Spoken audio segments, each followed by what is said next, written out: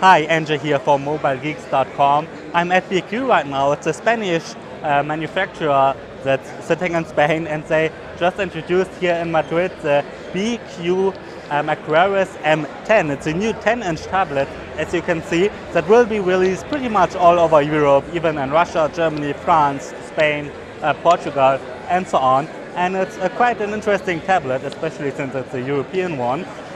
It's a 10-inch tablet, as you can see, and it will be available in November, starting around 250 euros. It always depends a little bit on where you are and where you're located, but around 250 euros, that will be the price. And yeah, for the price, it's actually quite an interesting tablet. Let's take a look around the device. First of all, I told you it's a 10-inch display, and you can get it with an HD or full HD resolution.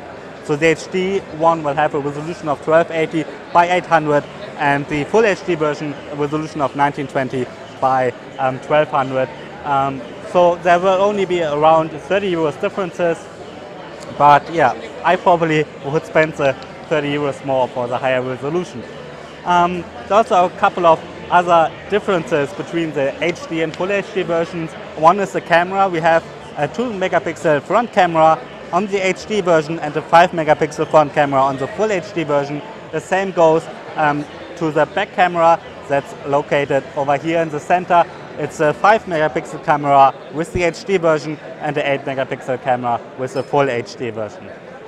Otherwise, both of the tablets are quite similar. We have a MediaTek QuadCore processor inside that's clocked at 1.3 gigahertz for the HD version, but the same chipset is clocked at 1.5 gigahertz for the full HD version.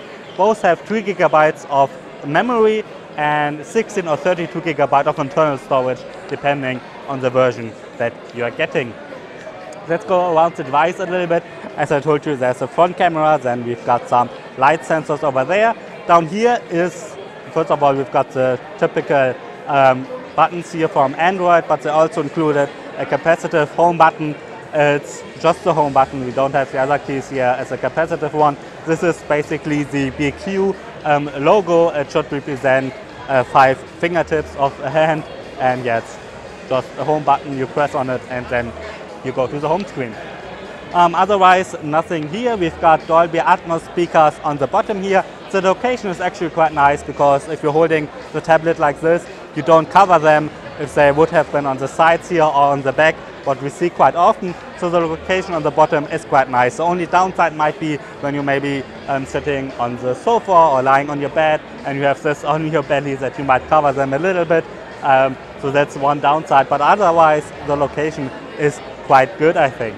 Let's quickly go around the sides here. We've got nothing on the bottom.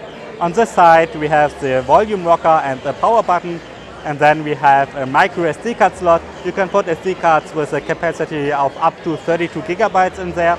Then we have a microphone, a micro USB port, and a micro HDMI out, which is quite nice, and that's pretty much it. As I told you, on the back there's a 5 or 8 megapixel camera depending on the version, and yeah, there's the BQ logo engraved in here, and that's pretty much it. The build quality is actually quite nice. It's a little bit over 8 millimeters thick, I think 8.1 millimeters or so.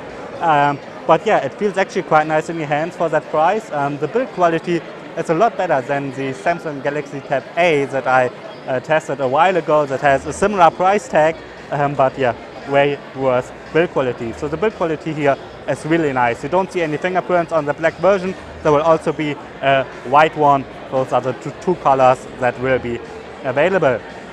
So let's take a look at the software. On here runs Android 5.1 Lollipop. Let's quickly confirm this in the Spanish settings. It's Android 5.1. At the press conference they told us that there will be an update to Android M, but they didn't say when it will come out. So I'm guessing it will be somewhere maybe at the beginning of next year, but I don't think that it will be available in November when it is released all over Europe. As you can see, it's pretty much vanilla Android. They don't have any heavy UI on there. A couple of apps are pre-installed, but that's pretty much it. It's almost vanilla Android, and I quite like that, and I'm sure a lot of people like it as well. And yeah, we don't have a heavy interface here, which I really think is a good thing, especially with the MediaTek processor.